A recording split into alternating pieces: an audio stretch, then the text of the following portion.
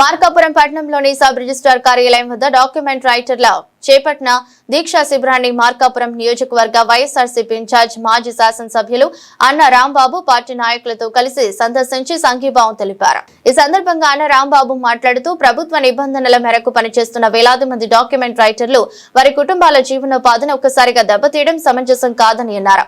Document రచన సేవలను private ఏజెన్సీలకు అప్పగిస్తే లైసెన్సులు పొందిన వారు అధిక రుసుములు వసూలు చేసి ప్రజలపై అదనపు భారం మోపే ప్రమాదం ఉందని ఆందోళన వ్యక్తం చేశారు. ఏజెన్సీలు తమ పెట్టుబడుల పేరుతో ప్రజల నుంచి అధిక మొత్తంలో వసూలు చేసే అవకాశం ఉందని, దీనివల్ల ఆస్తుల కొనుగోలుదారులపై ఆర్థిక భారం పెరుగుతుందని పేర్కొన్నారు. ప్రజా ప్రయోజనాల కంటే కొందరికి లబ్ధి చేకూర్చడానికే ప్రభుత్వం ఇటువంటి నిర్ణయాలు తీసుకుంటోందని విమర్శించారు. ప్రజలు ప్రభుత్వానికి అధికారం ఇచ్చింది సజావుగా పాలన అందించేందుకు తప్ప ప్రజలపై అదనపు భారం మోపేందుకు కాదని పేర్కొన్న ఆయన డాక్యుమెంట్ రైటర్లను యథావిధంగా కొనసాగిస్తూ వారి ఉపాధికి భరోసా కల్పించాలని ప్రభుత్వాన్ని డిమాండ్ చేశారు. ఈ నిరసన కార్యక్రమంలో డాక్యుమెంట్ రైటర్లు, వైఎస్ఆర్సీపీ నాయకులు, కార్యకర్తలు పెద్ద సంఖ్యలో పాల్గొన్నారు.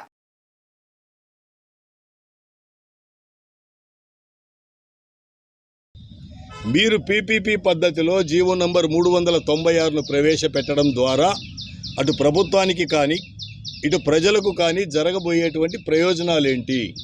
రెండు బేరీజ్ వేసుకోవాలి కదా ఏదైనా కార్యక్రమం చేసేటప్పుడు.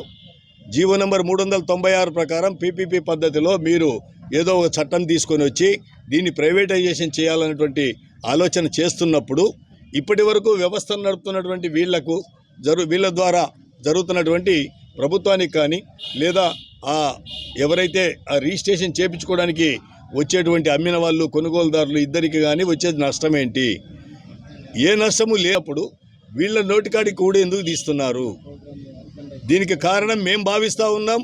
మీరు ప్రతి ఒక్కటి కూడా పీపీపీ పద్ధతి అని చెప్పేసి ఎన్నుకొని తద్వారా మీకు కావాల్సినటువంటి ఏజెంట్ల ద్వారా ఈ ప్రక్రియను రాష్ట్ర వ్యాప్తంగా చేపట్టి తద్వారా ఆర్థికంగా లంచాలు పొందేదానికి, అవినీతి పెరిగేదానికి ఉపయోగపడుతుంది అని చెప్పేసి మేము భావిస్తూ ఉన్నాం.